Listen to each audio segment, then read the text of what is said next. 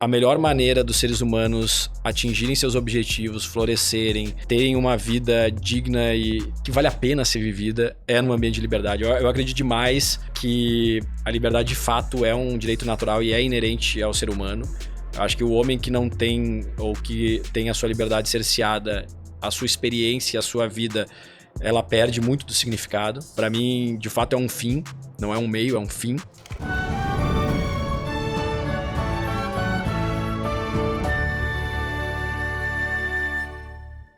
Bem-vindos a mais um episódio do podcast Caminhos da Liberdade. Eu sou a Nicole, eu tô aqui com a Pamela Borges, que vai tocar comigo esse podcast. Olá, pessoal, boa noite. E hoje a gente vai ter um assunto bem especial, né? Qual que é o assunto, Pamela? A gente vai falar sobre liderança, instituições, um pouquinho da história dos Estados Unidos. E antes de apresentar o nosso convidado, eu gostaria de fazer um agradecimento aos nossos queridos patrocinadores Ecata, Évora e BTG Pactual Advisors. E preciso dar um super recado também, dia 11 de setembro acontecerá o nosso Fórum Caminhos da Liberdade. Vai ser um encontro de ideias super potentes e com grandes personalidades da cultura, economia, política, e eu tenho certeza que você não vai querer perder. O nosso convidado é advogado, mestre em Direito pela UFRGS e tem uma carreira marcada por posições estratégicas. Foi secretário nacional de Gestão de Pessoas no Ministério da Economia, liderando projetos de modernização que impactaram mais de 600 mil servidores federais. Atuou também como diretor institucional no Banrisul, onde conduziu reformas importantes na área de gestão de pessoas. E além da experiência técnica, tem uma forma clara, o engajamento com ideias de liberdade e responsabilidade. Já foi CEO do Fórum da Liberdade, um dos maiores eventos de debate político e econômico da América Latina, e hoje preside o Instituto Milênio, uma das principais vozes das defesas da liberdade no Brasil. Muito bem-vindo, Wagner. É um prazer ter você aqui com a gente, viu? Obrigado, Nicole, Pamela, o prazer é meu. Bom, e aí eu já vou pegar aqui, que eu falei pra você antes da gente começar, que eu fiquei muito impactada com a sua palestra no nosso jantar sobre os Founding Fathers. E como eu te disse, não era uma coisa que eu tinha me aprofundado tanto, mas depois que eu ouvi sua palestra, eu falei, cara, eu preciso mergulhar, entender melhor. E eu entendi o legado e a importância de toda a história que os Founding Fathers deixaram, não só para os Estados Unidos, mas para o mundo. E eu queria que você falasse aqui pra gente já, tendo os Founding Fathers como referência, o que você acredita que aqueles homens entenderam sobre poder que as lideranças de hoje não entendem? É interessante porque esse momento histórico, né, a Revolução Americana, a Independência Americana, é um momento muito marcante da história global, né? O Paul Johnson, historiador inglês, ele costuma dizer dizia, infelizmente já faleceu, mas que a aventura dos Estados Unidos da América, ou de criação dos Estados Unidos da América, é a maior aventura de todos os tempos e ela serve de lição para não só os americanos, mas pessoas ao redor do mundo. Porque realmente é uma experiência muito interessante desde o seu início na colonização, com modelos distintos de colonização acontecendo ao longo do espaço que hoje é os Estados Unidos. Você tem ao sul uma colonização mais voltada para a extração de mercadorias, bens, o que tivesse na terra, mais com um formato de negócio mesmo, inclusive com ações sendo negociadas em Londres para viabilizar a vinda das pessoas para as Américas. Você tem uma colonização no norte mais idealista, de puritanos, pessoas que foram para os Estados Unidos em busca de liberdade religiosa, em busca de construir uma sociedade mais adequada aos seus valores religiosos e formaram então a sociedade baseada nisso. Então ela tem características distintas dependendo de onde recebeu a colonização, mas também com algo e muitos elementos em comum da herança inglesa. Então, desde o período colonial, com todas essas características, essas diferenças e semelhanças, chegando no momento da independência, os Estados Unidos traz muitas lições. Esse momento da história americana traz muitas lições.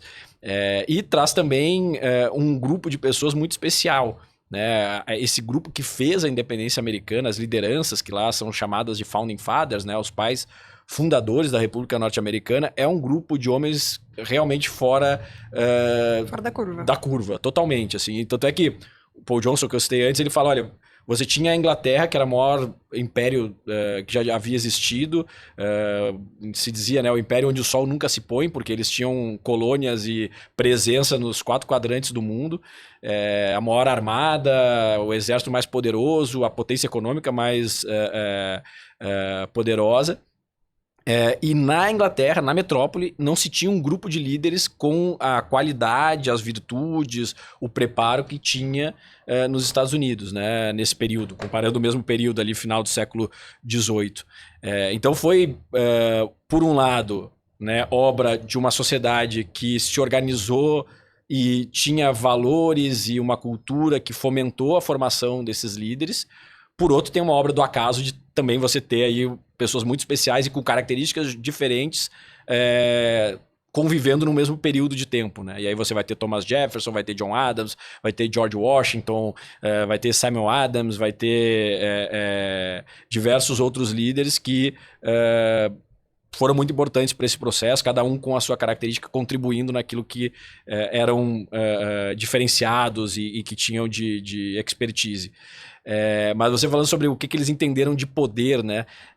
Eu acho que uma das coisas muito interessantes desse grupo é que eles não idealizavam o homem, né? Eles buscavam entender o homem como ele é e o sistema de incentivos que faz com que os homens atuem, né?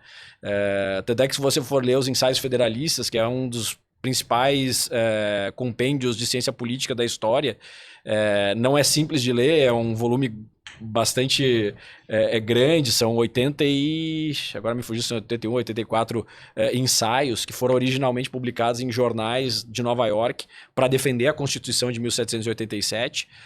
Só um parênteses aqui, a Constituição ela foi debatida na Filadélfia por um grupo de representantes dos estados recém-independentes e depois levada à promulgação por cada um dos estados. Então, cada um dos estados teve que aprovar, através do voto popular ou dos representantes da população, se a Constituição seria aceita ou não. E havia um debate se ela deveria ou não ser aceita, se ela estava adequada, e esses ensaios federalistas eles foram feitos para justificar os termos da Constituição e defender que as pessoas votassem a favor da promulgação da Constituição que estava sendo proposta. E aí, dentro desse cenário, escreveram esses ensaios, publicaram no jornal para formar a opinião pública. E tem um dos ensaios que é genial, que eles colocam justamente isso. E foi escrito por Hamilton, Madison e Jay, três dos mais importantes pais fundadores. Tem um dos artigos que eles colocam, olha, a gente não está fazendo um governo para anjos. Se fosse para anjos, não precisaria nem de governo. A gente está fazendo um governo para homens e mulheres que são imperfeitos, né? E que respondem a incentivos. E que, inclusive, um deles ou uma constatação que eles chegaram, é que o poder ele vai até onde encontra limite.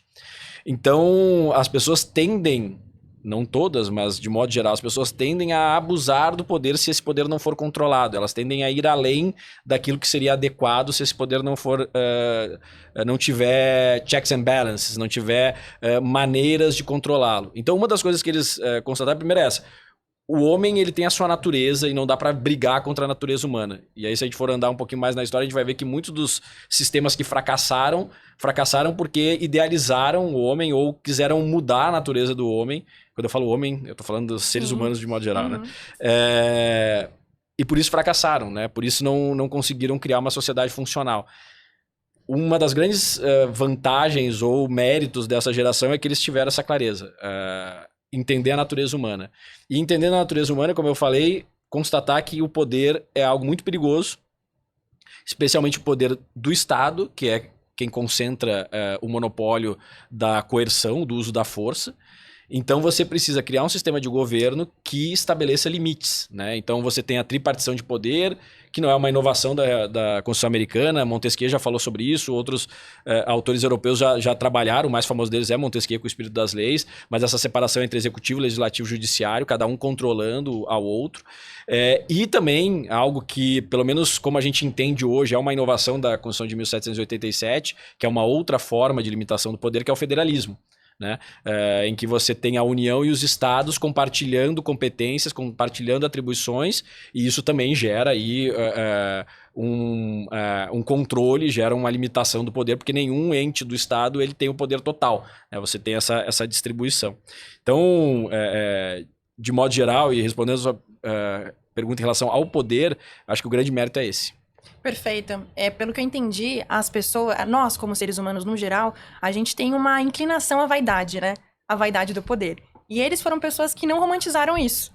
Porque hoje em dia, eu sinto que a gente tende a achar que as pessoas são perfeitas, né? Ou assim, poxa, independente do poder que ela tiver, ela vai ser a mesma e tal. E é uma inclinação natural. Então eles tiveram essa malícia, ou essa prudência, vamos dizer assim, né? De conseguir calçar limites nesse poder e, de alguma forma, limitar essa vaidade, né?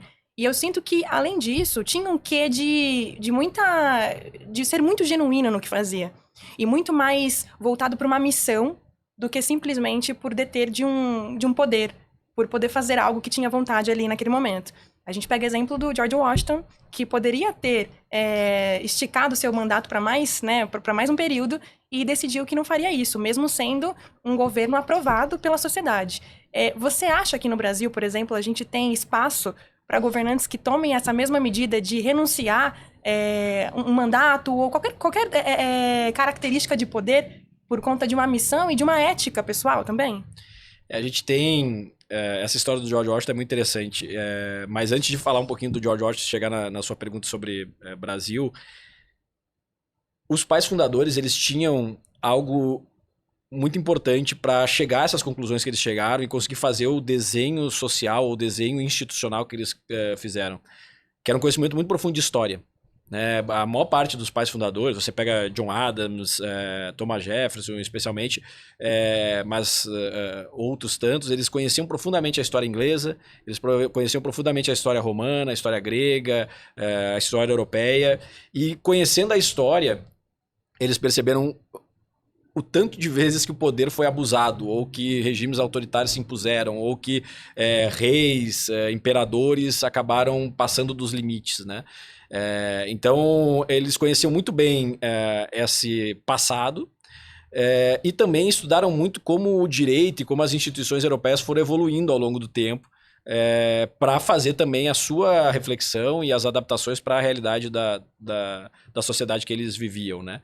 E isso é importante porque esse senso de história e como a geração deles estava enxergando os antepassados moldou também muito do que eles fizeram no presente, na época deles, né? Porque você pega, por exemplo, uma pessoa como George Washington, e isso também repercute nos outros pais fundadores, eles eram muito preocupados como a sociedade, as gerações futuras iam enxergar eles. Então, isso em diversos escritos, em diversos momentos você consegue perceber com clareza. Eles não só estavam preocupados de como os pares deles julgariam as ações deles, mas eles estavam preocupados como a posteridade ia avaliar eles, ou ia julgar os atos deles. E aí um fato interessante, eles tinham de alguma forma a ideia de que o que eles estavam fazendo era algo muito especial, e eles tinham a expectativa que 200 anos depois, 250 anos depois, as pessoas iam estar falando deles como a gente está falando hoje aqui. E não só nos Estados Unidos, como em outros lugares. De certa forma, eles imaginavam que eles estavam construindo algo muito especial. E também em alguns escritos deles é fácil perceber isso. Então, primeiro você tem um conhecimento de história muito grande. Segundo, você tem, e aí já entrando no Washington, você tem uma preocupação em ser virtuoso, né? Em não só ser alguém que tem qualidades técnicas, conhecimento, mas que também tenha virtudes, né? E que seja reconhecido por essas virtudes. De novo, né? Pelos seus pares, porque quer ser respeitado, quer de fato ser uma liderança importante, e também porque ele quer ser lembrado no futuro como alguém que fez algo especial. E aí tem um outro ponto que é muito interessante dessa história toda, que vem desde a Grécia Antiga. Você tem algumas formas... O desafio humano sempre foi como superar a morte, né? E isso a filosofia, ela reflete sobre isso há muito tempo, né? Como é que você supera a morte, essa finitude da vida humana? E os gregos falavam, você tem algumas formas de fazer isso. Você pode fazer isso com filhos, né? Então a sua descendência vai perpetuar a sua presença. Tem alguns que falam de uma questão mais cósmica, de que de alguma forma você vai se tornar pó e você vai ainda ser parte do universo, Uma energia, não naquela né? forma, mas daquilo que sobrou do seu corpo, enfim. E tem um ideal grego que é muito presente, inclusive, na mitologia grega, que é a fama. Né? Tem até uma história que é interessante que na Batalha de Troia, um guerreiro ordinário perguntou a Aquiles por que o Aquiles se jogava como o primeiro a entrar no campo de batalha e adotava posturas muito corajosas, mas ao mesmo tempo muito arriscadas, né? De ser a ponta de lança ali das batalhas e se colocar em posição de perigo. E Aquiles respondeu ao guerreiro desconhecido que daqui a 1000 anos as pessoas vão saber quem foi Aquiles e ninguém vai saber quem foi você. Então ele entendia que essa era uma forma dele vencer a morte. Perfeito. As pessoas continuariam falando de Aquiles mesmo 1000, 2000 anos depois. De novo, como a gente tá falando aqui. Sim. Então, essa questão da fama pros Founding Fathers era muito importante também. Eles sabiam que eles seriam lembrados e eles queriam ser bem lembrados. Não como um déspota, não como um autoritário, mas como alguém de virtude que fez coisas boas. E eles se preocupavam muito em refletir sobre virtudes, né? Benjamin Franklin, por exemplo, muito jovem, estudou as virtudes gregas, romanas, e ele definiu as 13 virtudes que para ele deveriam moldar a vida dele. E ele acompanhou isso, ele tinha um caderninho que ele anotava quando ele violava alguma das virtudes, porque ele queria sempre refletir, é o ideal socrático da vida autoexaminada, né? Ele queria se aperfeiçoar. Então, o fato de você entender que virtudes são importantes não significa que você não vai violar. Todos os seres humanos são imperfeitos. Sim. Então, e ele violava, ele sabia disso. Então, mas ele achava que ele tinha a obrigação de se desenvolver, de melhorar. Alvo, né? E tinha aquele norte, Sim. né? Então, ele fazia esse olhar e o Washington da mesma forma, ele se preocupava com isso. Então, tinha essa preocupação com a fama futura. E o que o George Washington fez na prática, né? Primeiro, ele por 2 vezes abriu mão do poder para servir de exemplo para a nação que ele estava criando. A primeira delas foi quando ele ganhou a Guerra de Independência. George Washington foi escolhido comandante das forças continentais para liderar a Guerra de Independência. Depois de muita dificuldade, de por muitas vezes quase perder a guerra, ele conseguiu finalmente vencer na Batalha de Yorktown. E aí muitos dos seus generais, muitas das pessoas que estavam no entorno dele, falaram, agora a gente tem que organizar esse país. E eu não sei se o regime republicano é a melhor opção. Seria ótimo se você fosse rei. Vamos fazer George Washington rei dos Estados Unidos. E ele falou, não foi para isso que eu lutei a guerra. Eu tenho um compromisso com o Congresso Continental, que foi quem me nomeou comandante. Eu vou devolver a minha espada pro Congresso Continental e vou voltar a ser um fazendeiro na Virgínia, que é o estado dele. E foi o que ele fez. Ele foi até o Congresso Continental, falou, a guerra está ganha, aqui está a minha espada, eu volto a ser um cidadão comum. E deixou muito claro que ele estava fazendo isso de espontânea vontade. Então foi a primeira vez que ele espontaneamente abriu mão do poder. A segunda vez foi no término do segundo mandato dele como presidente. George Washington foi o primeiro presidente, até por essa vitória na Guerra de Independência, ele se tornou o pai fundador. Se você tiver que personalizar numa única pessoa, é George Washington. Tanto é que dá nome à capital do país. Então ele era um cara que tinha o respeito de todos, foi escolhido o primeiro presidente dos Estados Unidos, foi para uma reeleição. Depois do segundo mandato, ou no final do segundo mandato, refletindo, e muitas pessoas queriam que ele fosse para o terceiro mandato, ele falou, olha, não vou para o terceiro mandato porque entendo que é muito importante ter alternância no poder. Eu acho que a minha missão de garantir os primeiros 8 anos da nossa república está feita, o país está num bom caminho, e é hora de dar espaço para uma outra pessoa assumir essa posição de responsabilidade. E aí ele fez um discurso de despedida, que até eu recomendo, quem quiser, procura na internet, porque é um texto riquíssimo do ponto de vista disso que a gente está falando, de virtude, de ciência política, de uma postura de estadista, e ele não fala só da questão da renúncia ou do fato de ter alternância no poder, ele fala como ele recomenda que os Estados Unidos se comportem do ponto de vista de política externa, no que diz respeito à guerra, no que diz respeito ao comércio. Ele dizia, por exemplo, que os Estados Unidos tinha que estabelecer relações de comércio com todo mundo, né, que não deveria fechar suas fronteiras para negociar com ninguém, que era positivo estabelecer relações comerciais. Então tem diversas lições muito interessantes, é um texto que não é longo, mas vale a pena ler. Você falou que o George Washington é a personificação do que foi a independência dos Estados Unidos, mas eu acho que a gente pode ir até mais longe, a personificação do que a gente tem como exemplo de liderança, né? Também. Porque era uma pessoa que me parecia muito serena, muito centrada para tomar as decisões, não vaidoso, né? Mas mais voltado à missão, humildade, virtudes, e que eu acho também que de alguma forma está linkado com a origem dos puritanos também, né? O vaidoso talvez até seja um pouco controverso, porque ele tinha sua vaidade, ele tentava controlar isso, né? Sim. Então é aquele negócio, né?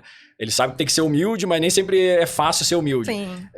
Mas ele sem dúvida personaliza e se criou uma figura, até com alguns exageros, mas que para o imaginário de um povo é muito importante, né? Hoje, se você for na casa do George Washington, eles mantêm a casa para visitação próxima de Washington, no estado da Virgínia, em Alexandria.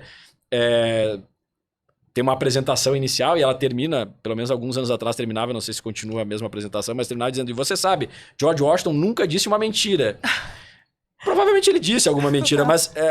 e quando eu fui a primeira vez foi engraçado, porque tinha um grupo de crianças de uma escola, todos uniformizados, indo visitar a casa do George Washington. E elas assistiram esse programa. E eu fiquei pensando sobre aquilo. Eu falei, gerações e gerações vêm aqui, crianças, e aprendem essa figura de liderança, esse modelo de liderança, que nunca disse uma mentira, que tem as virtudes, que tem humildade, que entregou o poder, que não deixou o poder subir na cabeça. Por mais que tenham alguns exageros e algumas coisas não tão precisas, e que ele era um ser humano e tem as suas imperfeições, evidente, você ter esse modelo ideal e você conseguir colocar ele numa figura histórica tem uma importância muito grande para a sociedade, né? Gerações e gerações de americanos se inspiraram em George Washington e nessa geração fundadora para continuar fazendo um país próspero, né? E que avançou e superou dificuldades ao longo de toda a sua história, né?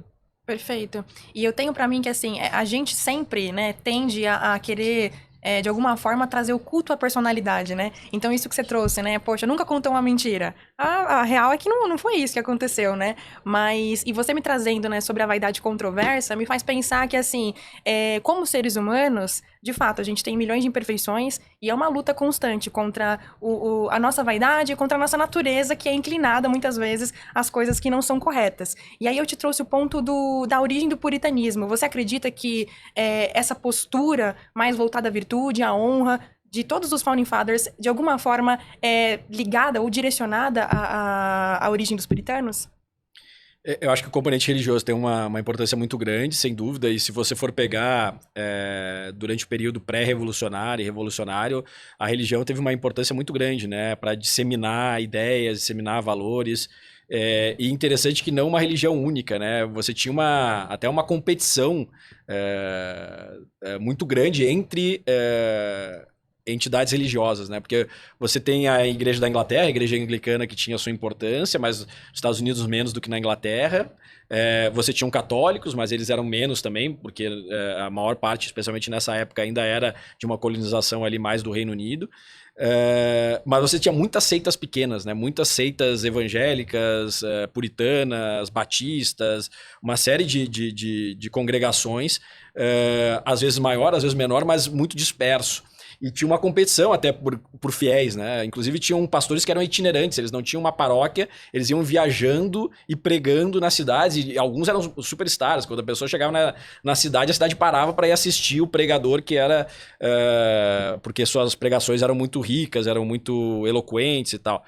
Então, você tinha um cenário religioso que tinha uma coluna vertebral comum, que é o cristianismo, mas com muitas diferenças e uma diversidade muito grande.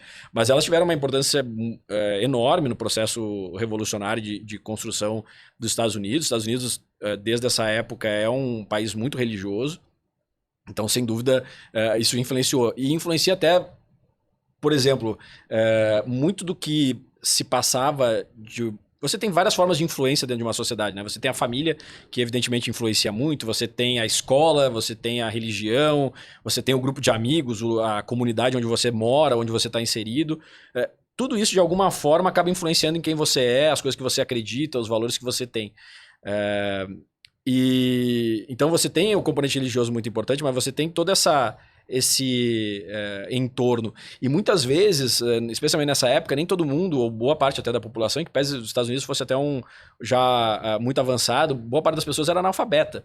Então, assim, você não passa uma ideia distribuindo um panfleto, porque a pessoa não vai saber ler. Então, o que acontecia é que muitas vezes a leitura de um documento, ou do Common Sense, por exemplo, que é uma obra que teve uma influência muito grande para a independência americana, do Thomas Paine, né? Teve muitas pessoas que tiveram acesso às ideias, não porque sabiam ler e tiveram a possibilidade de ler aquela obra, mas porque o texto do Thomas Paine foi lido num sermão na igreja, ou porque foi lido numa roda de bar, né, numa estalagem na estrada. Então, você tem esses meios de influência, mas sem dúvida a religião teve um papel muito importante. Perfeito. E quando a gente olha para a diferença que a gente tem entre independência do Brasil e independência dos Estados Unidos, a gente vê não só ali desde o início, né, uma discrepância do que foi aqui, do que foi lá, mas os resultados disso, né? E eu consigo olhar para as duas histórias e entender que quando a gente fala dos Estados Unidos, na verdade foram colonos que saíram da Inglaterra, fugindo do Estado e montando aquilo, uma constituição naquilo que eles acreditavam. E aqui, na verdade, foi o Estado montando uma constituição, expandindo os horizontes. E hoje a gente vê um resultado disso, vamos dizer assim, negativo pra gente, né? A gente acaba criando uma cultura de clientelismo, de dependência do Estado. Como que você vê a divergência dessas duas culturas em relação à independência e, ao mesmo tempo, também em relação à Constituição? Eu vou responder essa pergunta, mas deixa eu voltar porque eu fiquei te devendo uma resposta sobre a questão de lideranças como George Washington, com as virtudes de George Washington nos dias de hoje no Brasil. Eu acho que a gente tem lideranças muito corajosas e que fazem um trabalho muito importante e que demonstram ter virtudes também muito importantes. Eu acho que o que mais... Mas um ponto, acho que tem uma carência também, e essa carência não é só aqui no Brasil, acho que se você for comparar o próprio Estados Unidos que a gente está falando, né, a geração que eles tiveram nessa época, a geração que eles têm hoje, também eu acho que eles têm muitas lições para aprenderem, muitas reflexões para fazerem do que poderia ser feito melhor e como as lideranças, de modo geral, poderiam ser mais virtuosas, e é uma reflexão que a gente pode fazer aqui também. Mas as lideranças, elas também vão ter o estímulo para serem mais virtuosas se nós, como sociedade, valorizarmos mais isso também.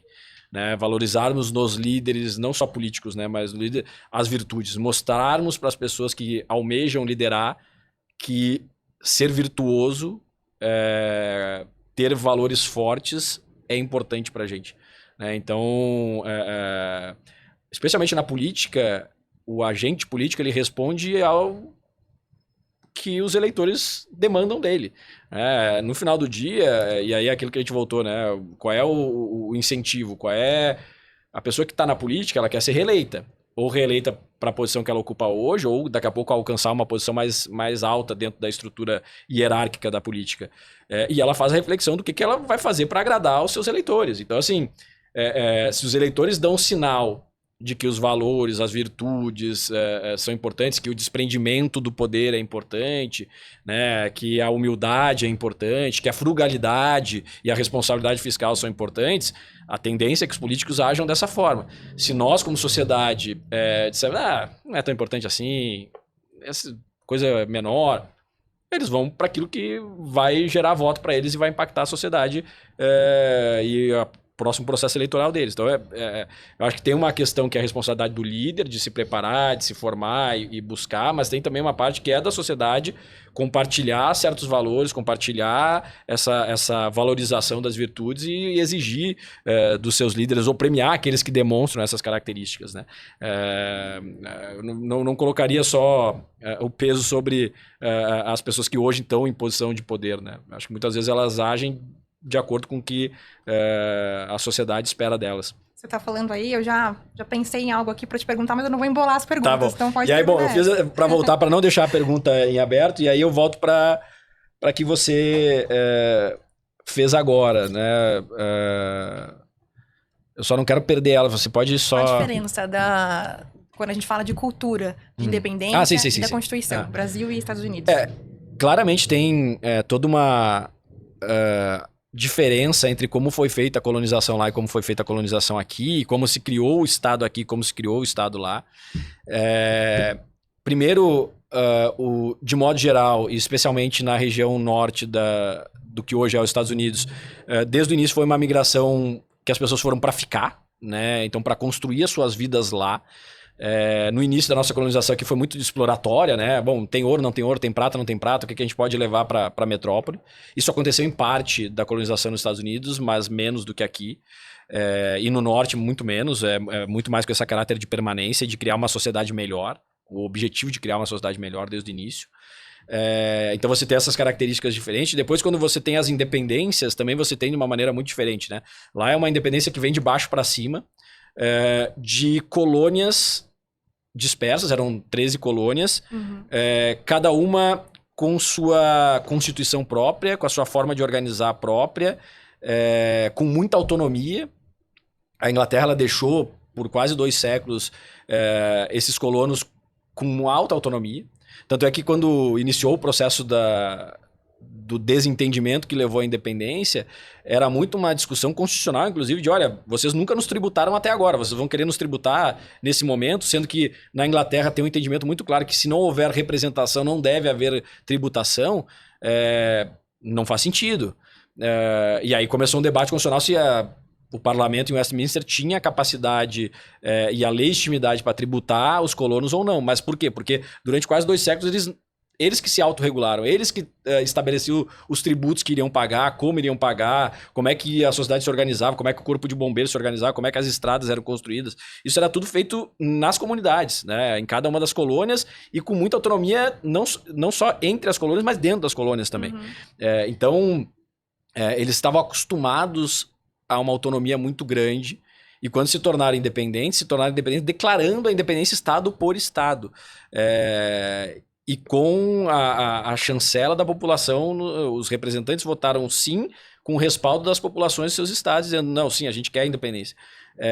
Então foi algo construído de baixo para cima. Aqui no Brasil, não, foi uma estrutura que desde o início, né, até pelas características da monarquia portuguesa, as instituições meio que vieram prontas, você tem aquele processo da própria corte portuguesa vindo para cá antes da independência e estabelecendo aqui o centro do império, e com tudo isso acaba representando, né, das instituições que traz, de como organiza o governo, como organiza a sociedade, e aí quando acontece a independência, ela acontece já também vinda... De cima pra baixo. De cima para baixo, vinda de um dos filhos do imperador e, bom, vou ficar aqui, esse vai ser um novo país. E aclamada pela elite, né? Não foi nem uma questão, né, votada, a Constituição votada, como lá dos Estados Unidos, ou uma independência que foi o vamos dizer assim, num geral, né, um clamor da população, né? E sem o envolvimento também, muito, porque lá teve uma guerra longa de independência que atingiu pobres e ricos, né? Todos sofreram com a guerra de independência. Aqui uma negociação, vamos dizer assim, né? Lá a declaração de independência foi feita pela elite. Quem representava na época era a elite, eram as pessoas mais ricas, poderosas do país. Acho que era aquela ideia da elite iluminada que a gente tinha um pouco. E era até a pergunta para complementar a Dani, que é a seguinte, até quando a gente vai estudar no vestibular, a gente estuda aquela colônia de povoamento e colônia de exploração. É aquele clássico de divisão, que aí você usa o exemplo do Brasil, que é o que você falou aqui. As pessoas vinham pro Brasil não para formar uma nova vida, vinha para pegar para o Brasil ou ir embora. E aí pra América você tinha, principalmente da América do Norte, da Nova Inglaterra, né? Esse nova é importante, para construir uma nova vida mesmo. Só que a gente tinha o Sul, que era mais parecido com essa colônia de exploração. E aí, até baseado nos seus estudos mesmo, uma curiosidade que me surgiu aqui. Porque, de certa forma, você tem esse norte, que é um poder, vamos chamar assim, que ele é estabelecido de baixo para cima, we the people. E tem o do Sul, que era um pouco mais parecido com o do Brasil, que é de exploração. A gente tá aqui para fazer dinheiro e a população, de certa forma, ela é submissa ao poder econômico, poder político. Quando você tem a Guerra da Independência, que aí tem toda aquela história de por que de um lado, por que de outro, você ainda tinha uma diferença de cultura, de como que até os cidadãos viam o seu papel dentro, tanto no estado do Sul quanto do Norte. Acho que o do Norte se via com um pouco mais de direito, mais participativo.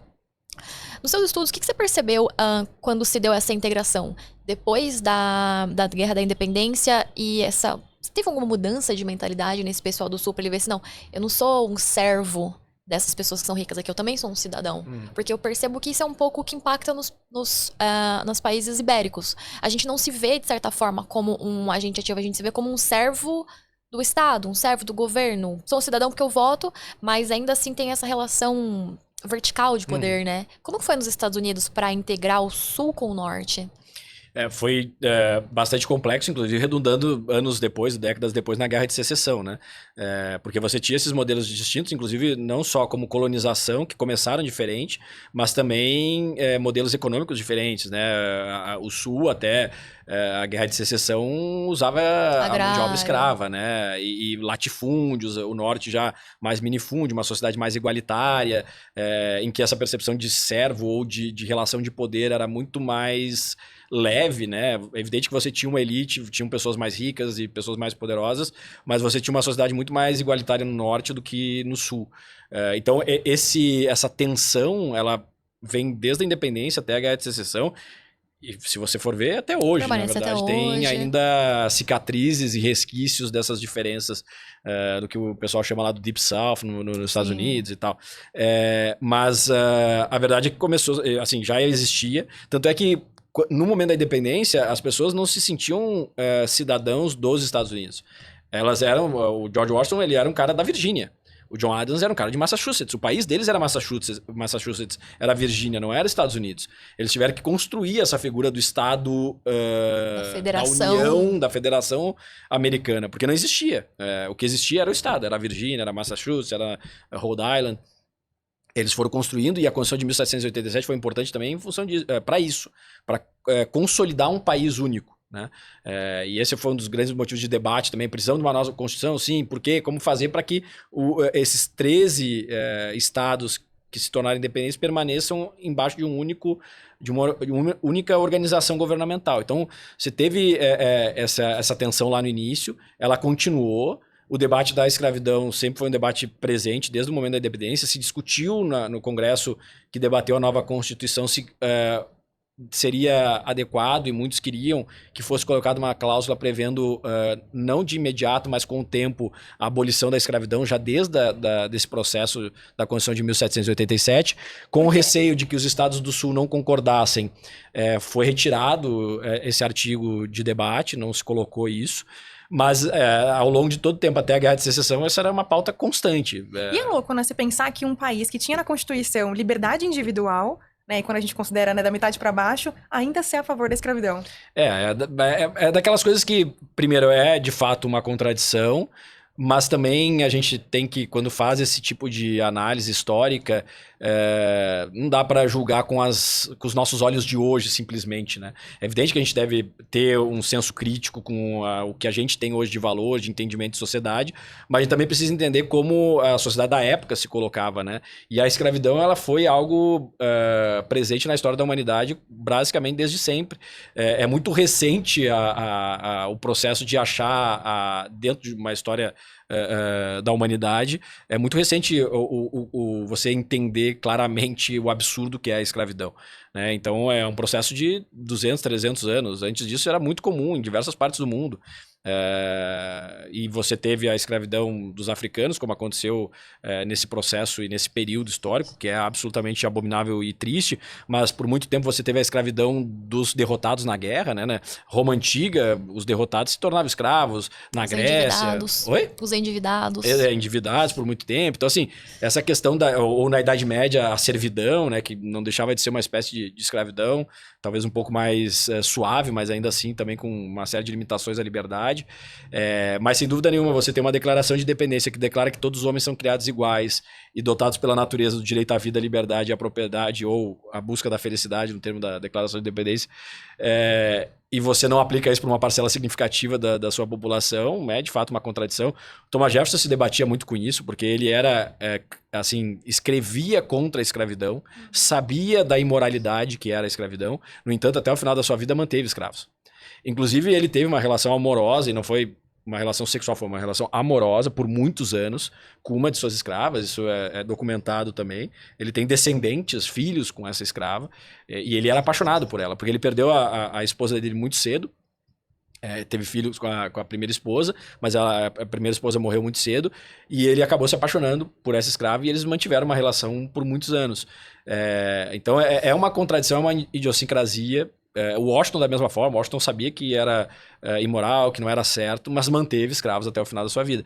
O Jefferson falava que no modelo de sociedade que eles tinham, ele não conseguia enxergar como ele poderia libertar os escravos e manter a fazenda, manter a estrutura que ele tinha, enfim, é também um pragmatismo. Mas sem dúvida um ponto de atenção. Mas o que eu acho rico dessa história é que o debate, como eu falei, aconteceu desde o período colonial, passou pela independência, e a sociedade foi amadurecendo e falando, pô, não tá certo, não tá certo. As pessoas, até que chegou um momento, falou, não dá mais. E aí veio a Guerra de Secessão e veio a abolição da escravidão. E aí se superou um degrau, não suficiente, porque continuou tendo ainda por muito tempo segregação de outras formas. Aí veio os direitos civis ao longo do século XX e tal, para corrigir. Mas a sociedade americana ela foi encontrando meios de evoluir e de responder à promessa que ela mesma fez na Declaração de Independência. Né? Perfeito. E aí você falou, vou puxar aqui o que você tinha falado, sobre a responsabilidade da população em relação ao governo. Ou seja, aquilo que a população, de alguma forma, vamos dizer assim, que seria uma direção inversa, né? Direciona, o governo vai acatar e entender como validação. Mas como que você entende uma população que na média, né, o brasileiro médio, tem uma educação muito precária? E aí, quando eu digo educação cultural, histórica, política, teria como direcionar esse governo e os representantes do Estado para uma direção voltada à liberdade, voltada a todo esse entendimento que a gente tem hoje? Essa é uma pergunta interessante e a gente pode falar do Brasil, a gente pode falar dos Estados Unidos também sobre isso. Primeiro, quando eu falo sobre esse período da Revolução Americana, sobre a Constituição Americana, sobre o modelo institucional que eles criaram, muitas vezes as perguntas que me fazem mas os Estados Unidos não era mais não é hoje o que ele já foi, né? A União tem muito mais poder do que ela tinha na época da independência, concentrou muito poder. Hoje o Estado americano é muito maior do que os pais fundadores jamais imaginaram que ele poderia ser. Muito daquilo que se tinha como ideal, a geração atual não compartilha ou não pratica. E, poxa, eles criaram todas essas ferramentas para controlar o poder e de alguma forma se descontrolou, pelo menos em parte, né? Então, o que eu digo é o seguinte, é importante você ter essas ferramentas como a separação dos poderes, o federalismo, uma constituição escrita e rígida, mas isso não é suficiente. A única coisa que é suficiente para manter uma sociedade livre é o amor das pessoas pela liberdade. É o valor que a sociedade e cada um dos indivíduos dá à liberdade. E aí pego o exemplo dos Estados Unidos. Os Estados Unidos criou essa Constituição, que é uma Constituição maravilhosa, em vigência até hoje, foi capaz de organizar a história mais bem-sucedida de um país na história, 13 colônias apartada do centro do mundo, que era a Europa, em menos de um século se tornaram a maior potência econômica do mundo. Durante o século XX, em função das guerras, se tornou a potência hegemônica do mundo. Então foi uma história muito bem sucedida, apesar de todos os problemas, e a gente já comentou alguns deles aqui, mas sem dúvida nenhuma é uma história de sucesso. Então a Constituição ela foi muito bem sucedida, a construção é muito bem feita, mas ao longo do tempo, especialmente depois ali da década de 30, realmente os limites eles foram testados e muitas vezes o poder avançou, né? E avançou porque as pessoas permitiram. Tentativas do poder avançar durante o século XIX aconteceram também. Mas a população tinha um sinal muito claro para os seus governantes, para os seus juízes, para os seus deputados, para os seus senadores, para o seu presidente, do que eles entendiam que era o correto, ou o adequado para o governo. Então, mesmo os momentos em que se teve avanços e tentativas, de alguma forma eles foram revertidos. Seja pela Suprema Corte, seja pela vontade popular numa mudança no processo eleitoral. Então, assim, você teve ali sempre o grande guardião das liberdades, da limitação do poder, que é esse amor das pessoas pela liberdade. A partir do momento que a sociedade americana foi abrindo pelo menos um pouco o rigor em relação a isso, o Estado foi avançando, né? Então não adianta você fazer uma Constituição bem escrita se não tiver esse apreço. E aí, vindo para o Brasil, a gente nunca teve a mesma tradição de entender o poder como algo muito perigoso, especialmente olhar sempre com muita desconfiança para o governo. É uma característica muito americana, olhar com desconfiança para o governo e para quem está no poder, né? A gente não tem, historicamente, essa característica, mas a gente pode olhar para o futuro, né? E o que a gente pode fazer para o futuro. E a única maneira da gente melhorar as coisas e ter um governo mais controlado e ter uma sociedade mais livre e com essa maior liberdade ter uma sociedade mais próspera, que se desenvolve, que faz com que as pessoas possam florescer. Tem um conceito que é muito importante que muitas vezes quem defende as ideias de liberdade esquece, que é o florescimento humano. Não é só o crescimento econômico, mas é o florescimento humano. As sociedades livres elas floresceram muito mais em todos os momentos da história do que as outras, não só porque elas se desenvolveram economicamente, tiveram mais dinheiro, tiveram mais recursos financeiros, mas as artes floresceram também, sempre florescem mais no ambiente de liberdade.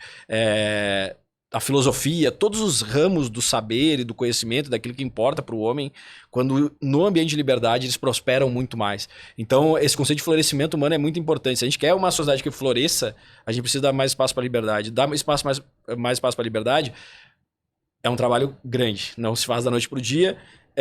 E é uma batalha no campo das ideias. Você precisa convencer as pessoas, precisa mostrar para as pessoas, argumentar com as pessoas, mostrar. A gente falava até antes de começar, né, a conversa aqui formal nas frentes das câmeras. Você precisa comunicar melhor com as pessoas, fazê-las entender também onde um determinado modelo de sociedade, que é essa sociedade que eu particularmente defendo, de homens e mulheres livres, como isso impacta positivamente, como isso pode gerar benefícios não só para um grupo e não só para a sociedade como um todo, mas para cada um dos indivíduos que fazem parte dessa sociedade. E aí, claro, você vai ter o debate de ideias na política, com lideranças políticas trazendo e defendendo esses conceitos. Você vai ter esse debate na academia, né, com professores e pessoas na academia também travando o bom debate e mostrando um caminho que seja um caminho melhor. Você vai ter esse debate na religião, porque é aquilo que a gente falou antes, né? Você tem vários momentos em que você recebe influência e que você forma o seu conjunto de valores e de conhecimentos.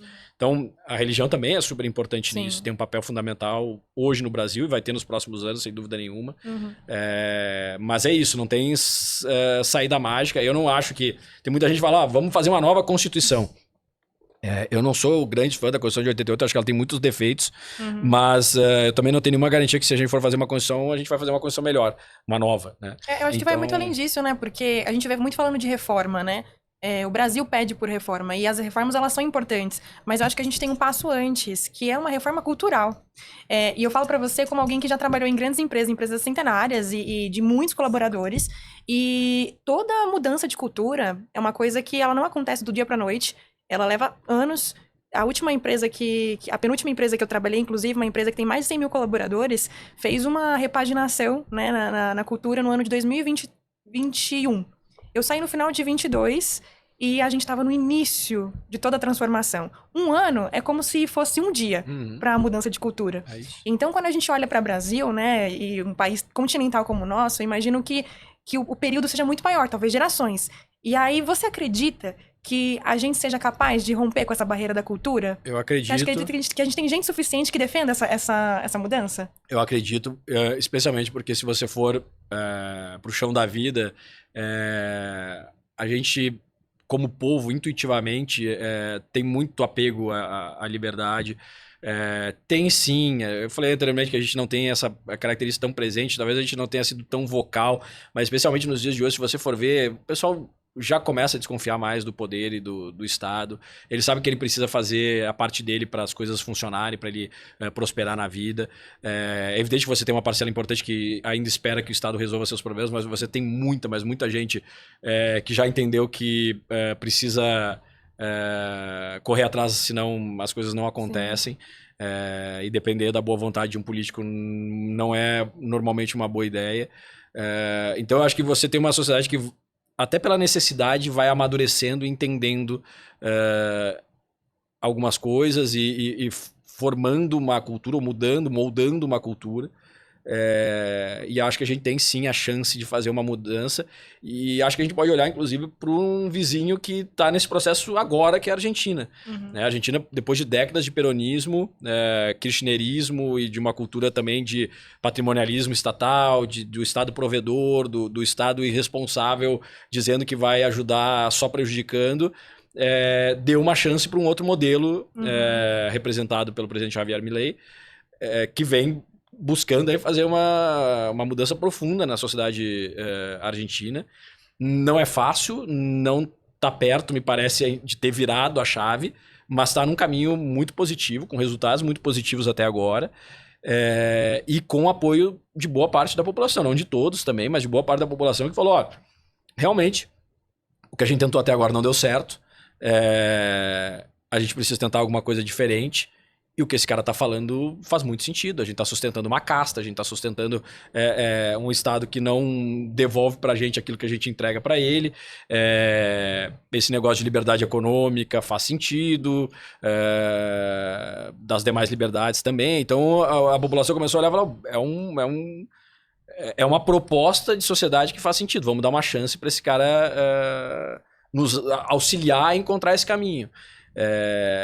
E vamos ver, eu tenho muita esperança. De novo, eu acho que está longe de ser uma obra acabada, mas eu acho que está num bom caminho e pode, por que não, apesar da rivalidade que nós temos com os argentinos, servir de inspiração também para a gente. Eu acho que o intervencionismo ele é uma história muito atrativa em termos verbais. Tipo assim, olha, eu tenho esse problema, tem essa questão da pobreza e eu, como Estado, vou aqui resolver. Parece uma boa solução nas palavras, mas quando a gente vai ver na prática, quando você vai olhar, por exemplo, para o Brasil, a estrutura de gastos, você vê que o que a gente tira das pessoas, do trabalhador, do empreendedor, e depois coloca a mão na mão do governo para fazer o bem para as pessoas, você vê que é um funil, né? Porque vem algo muito grande até chegar na ponta, que a pessoa que depende do SUS, que depende da educação, é muito pouco comparado ao que a gente arrecadou lá em cima. E aí, quando você olha o caso da Argentina e o que está acontecendo agora no Brasil com essa questão da tributação, é que as pessoas começam a ver a questão da importância da liberdade no seguinte sentido.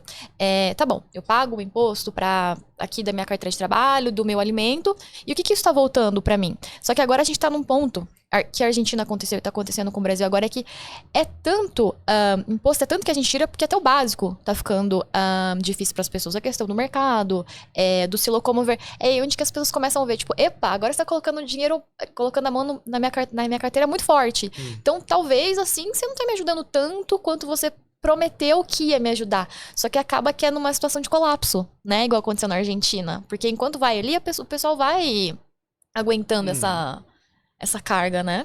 E tem, como você falou, tem uma atratividade, né?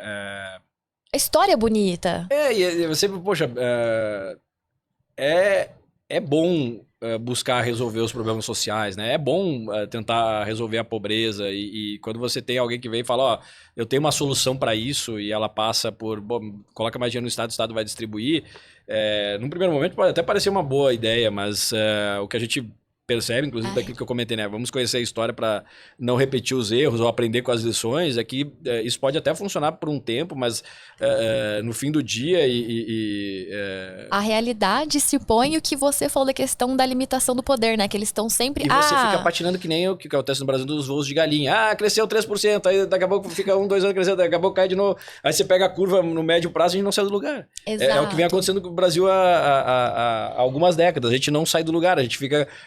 o crescimento um pouquinho, aí daqui a pouco desce, cresce um pouquinho, daqui a pouco desce, mas não tem um crescimento sólido, constante, porque as bases não são adequadas. É engraçado você falar isso porque quando a gente fala de liberdade, a questão das sociedades florescerem, e você falou da questão da comunicação, é justamente pra gente tangibilizar o que é essa liberdade que a gente fala. Porque a gente tem uma questão, por exemplo, no Brasil da pobreza, que a gente tem uma alternativa que fala, olha, vamos tirar mais de quem tá produzindo, colocar no bolso do governo e o governo vai resolver esses problemas. Mas existem formas alternativas da gente resolver esse problema. O instituto que a gente trabalha acredita nas formas alternativas através do empreendedorismo, através da livração das pessoas, que até uma coisa que a gente queria perguntar pra você é o seguinte, essa semana esteve em Brasília para defender a reforma administrativa. E eu queria que você falasse um pouquinho mais, os pontos que você trouxe, a forma como que você acha que eles implementados no Brasil poderiam destravar para a gente resolver vários problemas de desenvolvimento e de crescimento para a gente, para o Brasil. Você fala da reforma administrativa? Para mim é um dos temas mais importantes que o país precisa enfrentar. É complexo, não é fácil. Eu tive no governo federal atuando com essa pauta de reforma administrativa, já sabia da importância e me debruçava sobre o tema antes, lá consegui me aprofundar ainda mais e entender prática, ainda de maneira mais clara o tamanho da importância, o tamanho do desafio que é você reformar o Estado. São muitos interesses, muitas forças corporativas, que não é simples você superar. A tendência é manter as coisas como estão, né? Quem está em posições de poder ou em posições de relevância dentro do estamento burocrático prefere que as coisas permaneçam como estão e não que mudem. Em regra, você tem, né, pessoas que não têm a mesma visão, mas em regra é assim. Mas sem dúvida, se a gente quiser evoluir como país, a gente precisa enfrentar esse tema. especialmente porque hoje a gente tem uma administração pública no Brasil que foi construída para um outro momento da história, né? A nossa Constituição ela foi consolidada, ou a nossa administração pública foi consolidada na Constituição de 1988, em outro momento, que a dinâmica, inclusive empresarial, era diferente. Não só a dinâmica de Estado, de governo, mas a dinâmica empresarial era diferente. A sociedade era diferente. Tinha bônus demográfico. Tinha bônus demográfico, mas também você tinha uma sociedade que as coisas não eram na velocidade que são hoje. Você não tinha celular. Mesmo os computadores eram extremamente rudimentares na década de 80. A gente tem no celular, na palma da mão hoje, um poder de processamento muito maior do que grandes organizações tinham com computadores enormes e tal. Então, assim, a velocidade da comunicação, a maneira como a sociedade interage, era completamente diferente. E o nosso modelo, ele praticamente não mudou de lá para cá de administração pública. Você pensa em todas as características, pensa nas principais características que uma organização, seja ela pública ou privada, precisa ter para ter sucesso hoje. Nenhuma delas o Estado brasileiro tem. O Estado brasileiro não é inovador o suficiente, ele não tem esse drive de inovação, até porque você tem problemas como o controle excessivo, né, que faz com que as pessoas tenham medo de inovar. Inovar tem um custo muito grande, inclusive para o servidor público. Então, empurra a pessoa para fazer mais do mesmo e não inovar. Eu sempre falo que o problema não são as pessoas. A administração pública tem um capital humano incrível. Pessoas muito qualificadas, comprometidas, mas o sistema de incentivos é horroroso. E aí quando você tem um sistema de incentivos ruim, os resultados vão ser ruins, mesmo com pessoas boas. Mas então você tem... não tem agilidade, não tem flexibilidade. Eu falo o seguinte, ó, imagina o desafio. Você vai criar uma empresa. E nessa empresa, primeiro, você vai contratar as pessoas só fazendo prova de conhecimento técnico. Você não vai avaliar outras aptidões, você só vai avaliar conhecimento técnico. A sua equipe vai ser só com base nessa avaliação.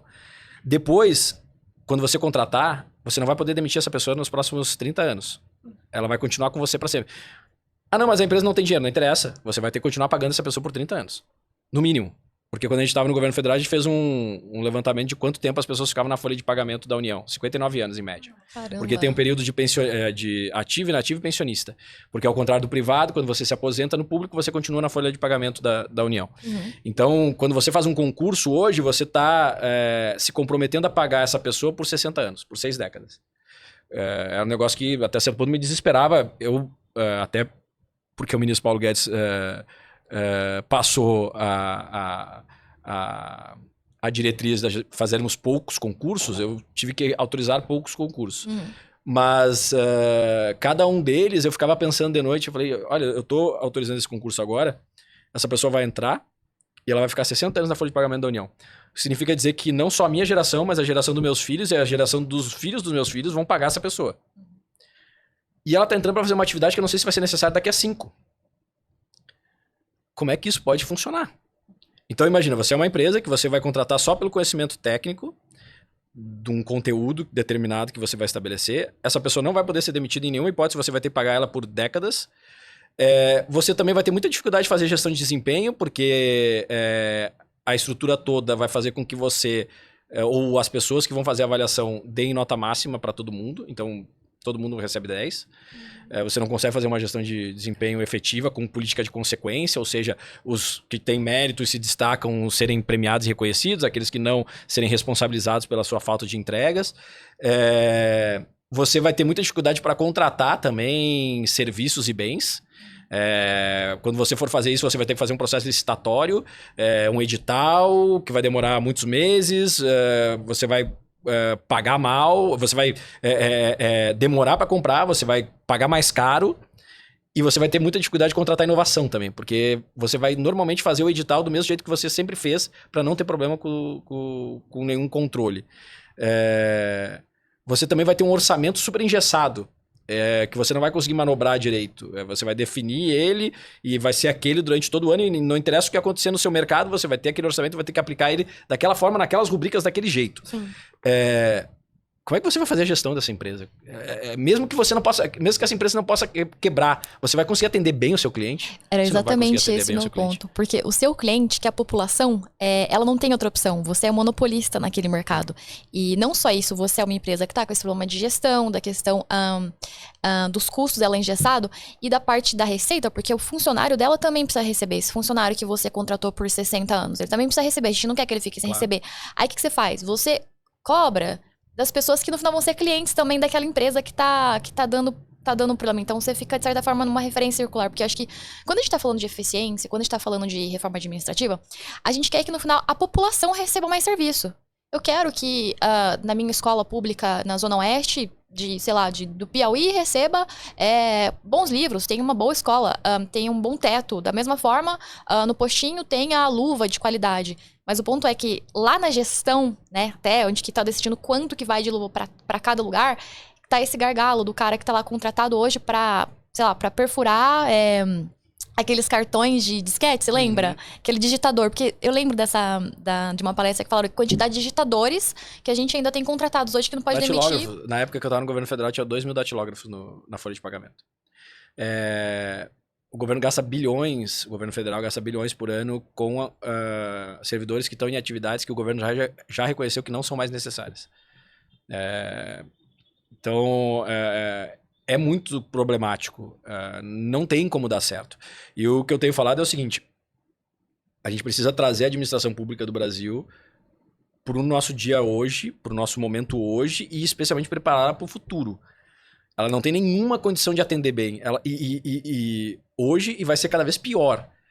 Se a gente não mudar, se a gente não modernizar, se a gente não trouxer esses elementos que fazem as organizações serem bem-sucedidas nos dias de hoje, a gente vai ter um Estado cada vez mais caro, cada vez mais disfuncional e entregando cada vez menos para a população.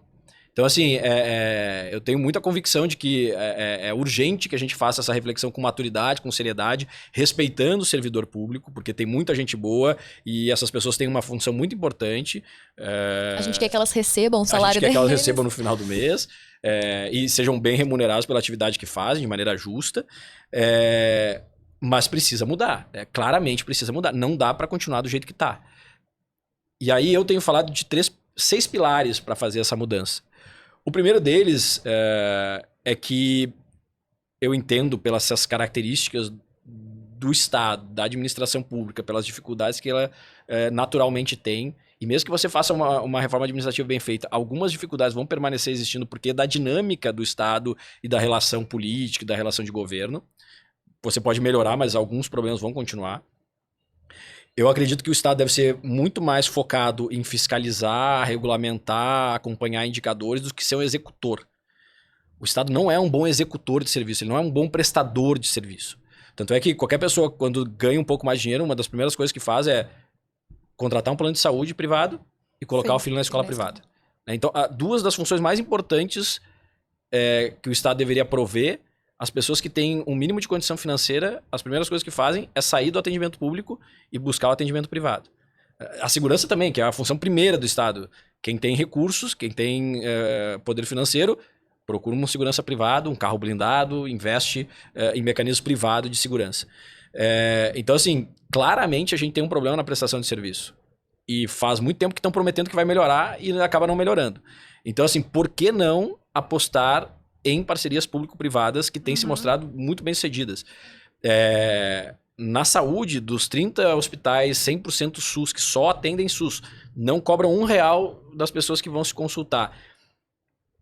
Quase a totalidade são já privados. São organizações privadas que recebem recursos públicos, mas são geridas por uma organização privada, seja uma empresa, seja uma OS, e tem atendido muito bem. O Sírio, o Einstein, eles têm os seus hospitais de referência e particulares ou por plano de saúde, mas eles estão fazendo gestão de hospital 100% SUS.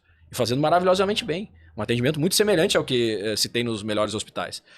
Você tem o Hospital do Subúrbio, em Salvador, que é um hospital de referência, 100% SUS, atendimento excelente, as pessoas estão muito satisfeitas. Agora, o próprio ministro da Saúde, Padilha, acabou de dar uma entrevista para a Folha de São Paulo, falando, olha, as pessoas não querem saber, quando elas vão procurar um especialista ou um atendimento médico, se aquela pessoa é um servidor público de carreira ou está num hospital administrado pelo Estado ou administrado pelo privado. Ela quer ser bem atendido.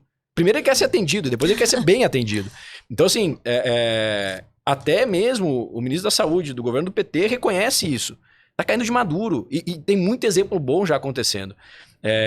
Aeroportos, puxa, como é que eram os aeroportos antes? Agora a Infraero entregou todos os aeroportos porque as pessoas viram, pô, fica muito melhor. Tem um exemplo clássico da telefonia. Telefonia, você tem diversos exemplos. A OSESP é um equipamento de classe mundial de cultura gerida por uma OS privada. Tem dinheiro público? Tem, mas é uma OS privada que faz a gestão e é maravilhosa. Por que a gente fica perdendo tempo tentando fazer o Estado ser um bom executor? Ele não é um bom executor. E por que não levar isso para educação? Por que só o filho do rico pode ter direito de escolher a escola que o filho dele vai estudar? Por que a gente não pode trazer modelos como o sistema de voucher, de charter school, que nos Estados Unidos é um sucesso tremendo? Por que a gente fica com essa... Não, tem que ser... Pro filho do rico, pode escolher entre a escola católica, luterana, bilíngue, tem uma enorme lista de opções. Pro filho do pobre, a escola pública tradicional, que há 30 anos também a gente está prometendo melhorar e não melhora.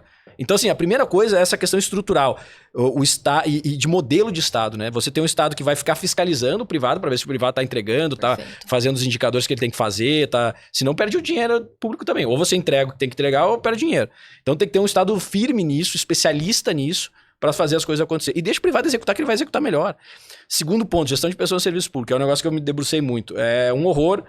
Todas as boas práticas de gestão de pessoas acabam não acontecendo no serviço público. Os departamentos de gestão de pessoas, na verdade, são só departamento de RH, que roda a folha de pagamento, marca férias, mas fazer gestão de pessoas de verdade, quase ninguém faz.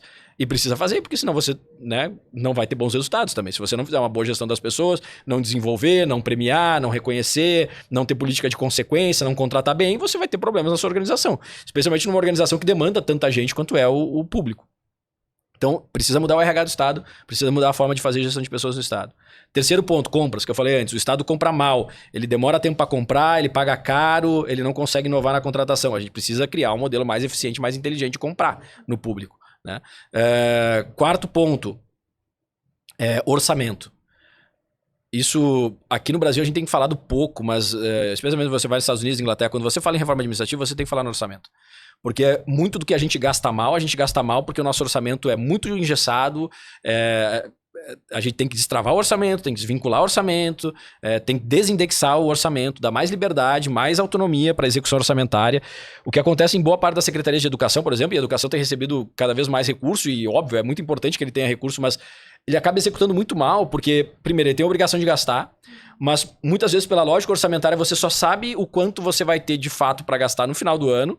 E aí chega ali em novembro, o que acontece é que as secretarias de educação começam a comprar quase qualquer coisa, e de qualquer jeito, porque eles têm que gastar, e aí não gastam da maneira mais eficiente.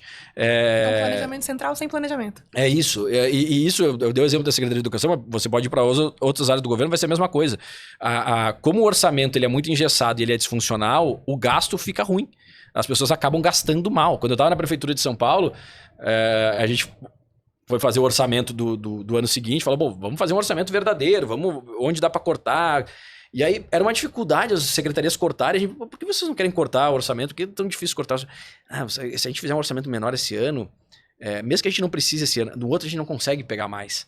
Então a gente sempre cresce o orçamento para ter espaço no ano, quando a gente for precisar fazer o investimento, a gente tem recursos. Então assim, a lógica é toda torta, Sim. ineficiente. Então assim, a gente precisa mudar a lógica orçamentária também e é menos sexy falar de orçamento, mas ele é muito importante e a gente deveria aproveitar a oportunidade de debater reforma administrativa e falar de orçamento. O quinto ponto eu passei também anteriormente, que é controle. Controle, evidentemente, que é importante, né? Você precisa ter a accountability, você precisa ter mecanismos para evitar que o dinheiro seja mal utilizado, que tenha corrupção. Mas a gente criou uma estrutura, e isso não é um problema só brasileiro, tá? Se você for na Alemanha, o desafio é o mesmo, Estados Unidos e tal. Você criou um mecanismo de que aquele negócio do cachorro, o rabo abanando o cachorro e não o cachorro abanando o rabo, né? Hoje toda a administração vive por controle. Então é muito mais fácil você dizer não do que você fazer as coisas acontecer. Porque se você quiser fazer as coisas... Pô, eu tenho uma missão, eu tenho uma entrega que eu tenho que fazer, mas para isso eu tenho que fazer uma contratação mais inovadora, ou eu tenho que ser um pouco mais agressivo numa determinada ação. Pô, se eu fizer isso, a chance de eu ter problema com o meu CPF é muito grande. Então o gestor e o próprio servidor, cara, o mais fácil é dizer não. Mais fácil eu ficar quietinho aqui. Pô, não vai entregar pra população o que ela tá esperando, mas, pô, não vou me incomodar, né, cara? Senão... Então, assim, hoje todo sistema de controle, ele acaba, primeiro, não sendo muito efetivo, porque ele acaba pegando as coisas pequenas e as coisas grandes passam, né? O elefante passa, mas a formiguinha tá os caras lá olhando a formiguinha ali pra ver se... e o elefante tá passando aqui, eles estão olhando a formiguinha. Então, assim, primeiro tem essa questão de não conseguir realmente olhar o que é grande, e estão aí os escândalos de corrupção acontecendo o tempo inteiro.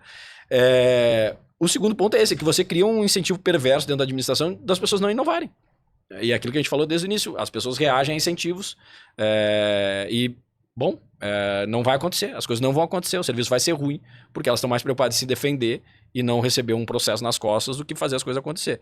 Então, assim, precisa também ter um sistema de controle mais racional, mais inteligente, que faça o controle que tem que fazer, mas não estimule as pessoas a não fazerem o que elas precisam fazer. E o último ponto, que talvez seja o mais fácil deles, porque está acontecendo, eu acho que é o mais fácil, é o mais popular também, não tem dificuldade política, todo mundo acha bonito, que é o governo digital, né? Que é você cada vez mais digitalizar o governo, oferecer serviços digitais para a população, que os processos internos da administração também sejam digital para serem mais céleres e transparentes. Então, essa é uma pauta importante, mas ela tem acontecido de uma maneira mais tranquila, mais natural, porque ela tem menos resistência. Mas, para mim, esses 6 pontos são fundamentais para a gente construir uma estrutura governamental mais resiliente e mais capaz de dar resposta para a população. Perfeito. E olhando a tua experiência, né, no setor público, o que você considera que foi uma decisão impopular que você tomou, mas que trouxe um impacto positivo? Eu participei de alguns processos nesse sentido, né? Bom, vou pegar um exemplo aqui da Prefeitura de São Paulo e um exemplo do governo federal. Aqui na Prefeitura de São Paulo, quando nós estivemos ali na Secretaria de Gestão, a gente propôs a reforma da Previdência do Servidor Municipal. A curva do déficit previdenciário estava crescendo muito e a ponto de se tornar incontrolável e realmente comprometer de maneira muito profunda as contas públicas do município. Era um tema que o governo anterior do Fernando Haddad já tinha abordado, então, inclusive, o PT sabia que precisava fazer uma reforma da Previdência do Servidor Municipal. Mas é uma pauta muito impopular para os servidores, porque, entre outras coisas, uma das medidas é aumento da alíquota. Então, você que recebia X no final do mês vai receber um pouco menos, porque a alíquota da sua contribuição previdenciária vai aumentar. Sim. E ninguém gosta de receber menos no final do mês. Então, é um tema difícil, porque você tem 120 mil servidores na prefeitura, ou tinha na época, não sei qual é o número hoje, que não vão gostar disso. E é um público que consegue se mobilizar, que consegue lotar a Câmara de Vereadores, que você precisa trabalhar com eles também, porque são as pessoas que no final do dia também estão entregando serviço para a população e são super importantes.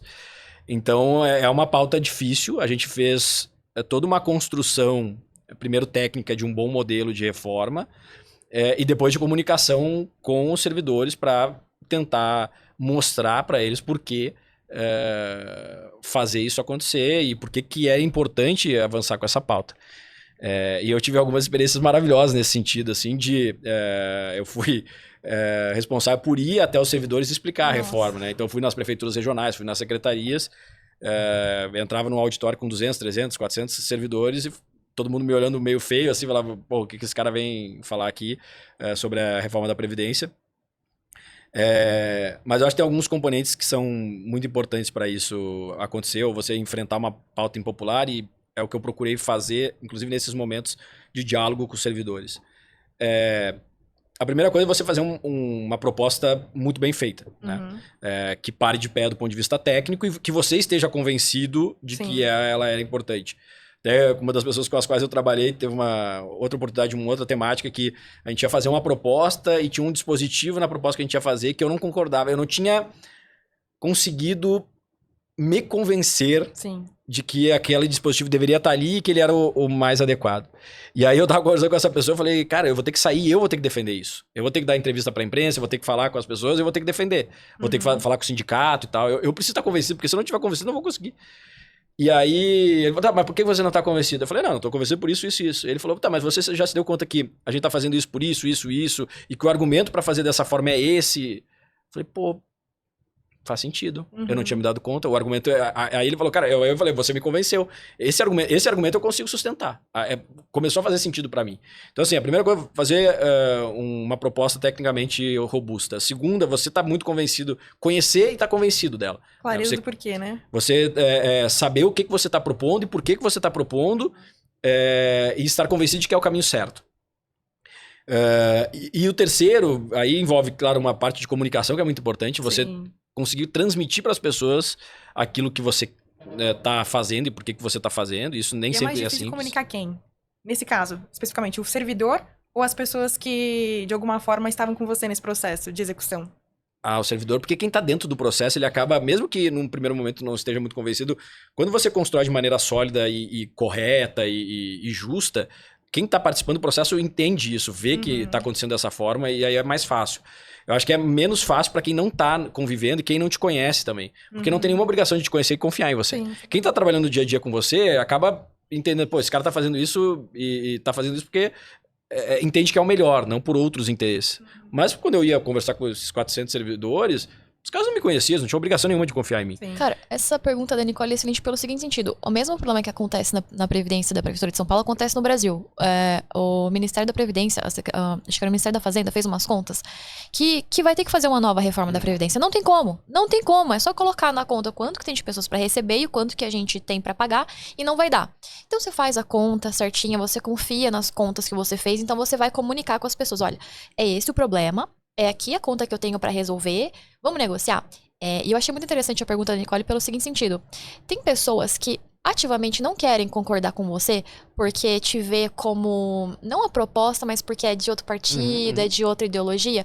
Porque eu não sei se é ingenuidade minha, mas eu realmente acredito que se a gente colocasse uma pessoa de espectros políticos diferentes e a gente falasse, olha, eu quero chegar nesse objetivo, a gente ia concordar com o objetivo. A gente só ia discordar do caminho até lá. Então, quando você chega com um caminho bem delineado e fez o problema e você vai apresentar, mesmo assim, ainda há pessoas que discordam de você simplesmente pela sua... Tem.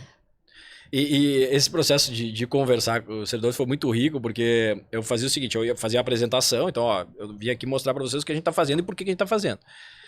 E depois, a maior parte do tempo era de perguntas e eu ouvia as pessoas. Então, muita gente vinha cheio de pedras e críticas e outros vinham com perguntas, não entendi como é que vai funcionar isso, como é que vai funcionar aquilo, mas todo mundo eu parava, olhava no olho, escutava, alguns só queriam desabafar. Sim. Alguns entendiam, falavam, olha, eu entendi, eu sei que precisa, mas não gosto, não vou ficar contente. Eu falei, olha, eu entendo. Ninguém vai, eu nem espero que vocês saiam sorrindo ou contentes, porque ninguém gosta de receber menos no final do mês ou de ter um desconto maior na contribuição previdenciária no final do mês. O que eu quero que vocês tenham é todas as informações para entender por que está sendo proposto. Então, assim, foi um exercício muito bacana porque você pega de tudo. Assim, você pega pessoas que só querem desabafar e elas estão frustradas e tristes, mas elas entendem a importância e elas querem desabafar. Outras que entendem e falam, tudo bem, é isso, não fizeram antes, tem que fazer agora e tudo bem. Outras que por questão ideológica, partidária ou outra, não interessa o que você falar, não interessa o argumento que você usar, ela vai discordar e vai achar ruim e vai te xingar. Outras que pelo jogo do poder e pela... até se você falar com ela no privado, ela vai dizer que ela concorda e que ela sabe que é importante, mas no público ela vai dizer que não, que ela é contra. E aí é muito uma ocupação de espaço e de jogo de poder mesmo. Você vai ter a pessoa que não vai entender, por diversas razões, ou incapacidade, ou limitação, enfim.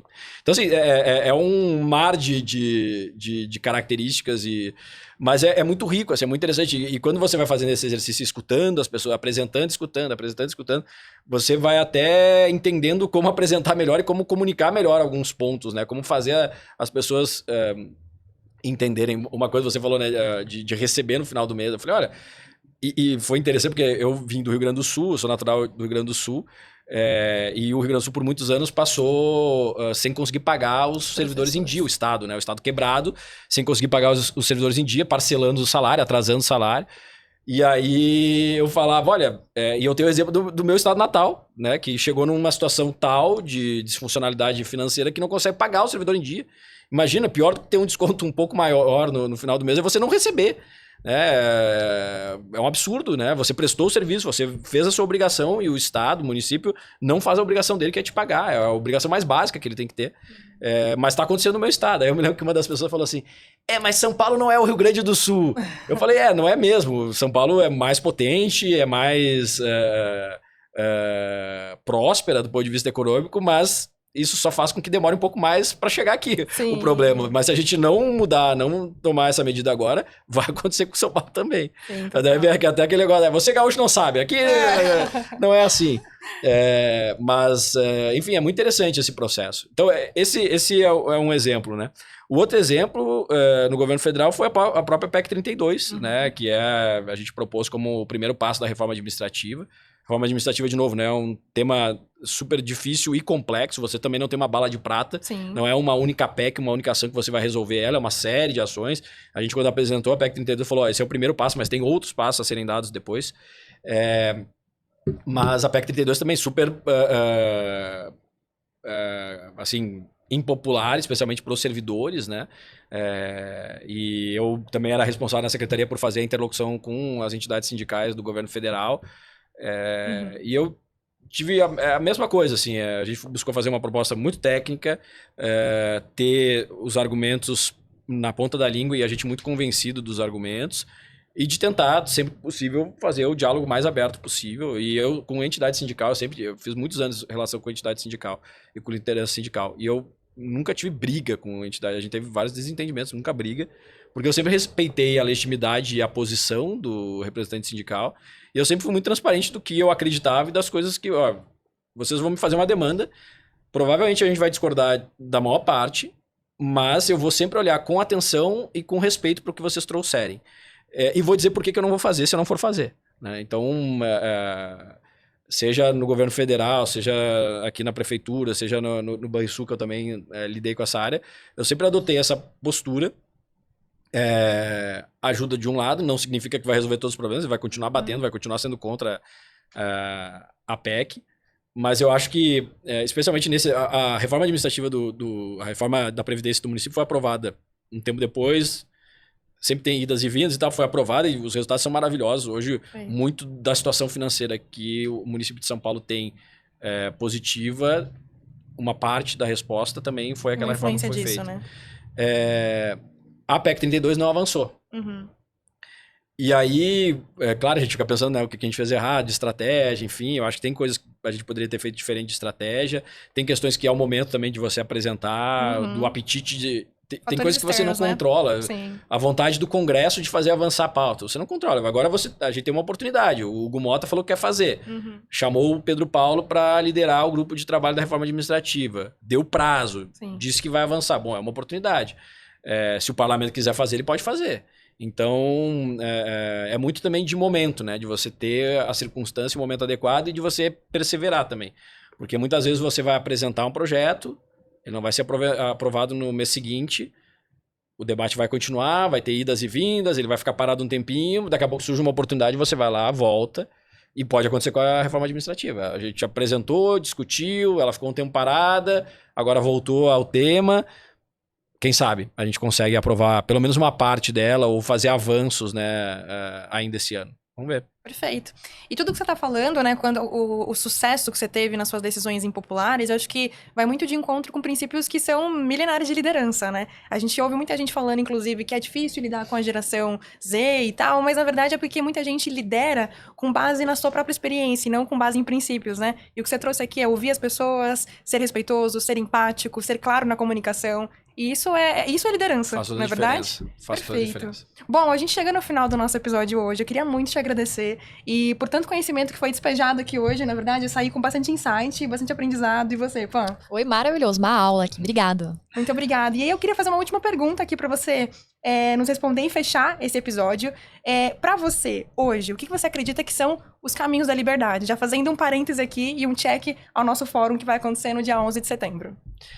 Primeiro agradecer o convite, é um prazer, eu tenho um carinho enorme pelo Instituto e acredito demais na missão e no trabalho que o Instituto faz, então tudo que eu puder fazer para ajudar e para contribuir, para mim sempre é um prazer enorme. Obrigado pelo papo, Nicole e Pamela, foi ótimo. Os caminhos da liberdade, eu acho que passa muito por esse entendimento e por a gente ser capaz de fazer com que esse entendimento se espalhe na sociedade de que a melhor maneira dos seres humanos atingirem seus objetivos, florescerem, terem uma vida digna e que vale a pena ser vivida é num ambiente de liberdade. Eu acredito demais que a liberdade de fato é um direito natural e é inerente ao ser humano. Eu acho que o homem que não tem ou que tem a sua liberdade cerceada, a sua experiência, a sua vida, ela perde muito do significado. Então, para mim, de fato é um fim, não é um meio, é um fim. Eu não quero que ninguém tome as decisões por mim e eu não quero tomar as decisões por ninguém. Muitas vezes, especialmente lideranças políticas, se arrogam o direito de decidir pelos outros. Eu acho que isso é um erro, a gente tem que, o máximo possível, evitar de ir por esse caminho. Cada indivíduo adulto deve ser responsável pelas suas decisões e ter a liberdade para, inclusive, errar. E eu acho que a gente vai conseguir isso falando do tema, conversando, aquilo que a gente falou, transparência, Sim. clareza na comunicação, aproveitando exemplos práticos do dia a dia, contando muito com a sabedoria das pessoas, mesmo as pessoas que não têm um grau de educação muito grande, têm uma sabedoria e um conhecimento do que importa na vida de cada um. Também tem muito isso, né, da pretensão dos intelectuais ou das pessoas que estudaram mais, de querer saber o que é melhor para o outro. Eu acredito muito na sabedoria, mesmo sem uma educação formal. Acho que sempre tem essa possibilidade e esse componente presente nos seres humanos. Então, acho que tem que acreditar muito nas pessoas, acreditar que é possível construir uma sociedade mais livre e mais próspera. E ir atrás disso, em programas como esse, em debates no almoço de domingo na família, na nossa atuação profissional, enfim, nos diferentes ambientes que a gente frequenta, compartilhando, debatendo e fazendo com que as pessoas cada vez mais se deem conta da importância da liberdade. Perfeito, perfeito. Concordo em gênero, número e grau. Pessoal, nos sigam nas redes sociais, IFL São Paulo e o podcast Caminhos da Liberdade. E não se esqueça que dia 11 de setembro a gente terá o nosso fórum. Te espero lá.